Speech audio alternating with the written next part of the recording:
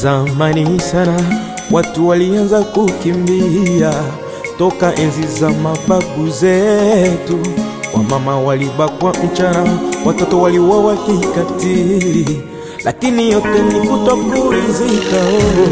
Mali ulizotuwekea ndiyo sumu inayotuangamiza leo. Maana nchi yetu Bwana imevamiwa na watu wenye uchu wa mali. Tupiganie, tupiganie iponye Kongo. Tupiganie, tupiganie Bwana twakuwa. Twapiga magoti mbele zako Bwana, tukiomba amani katika nchi yetu.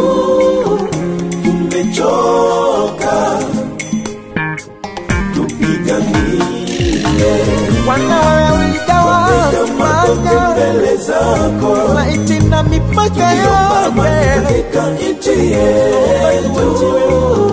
Tumechoka,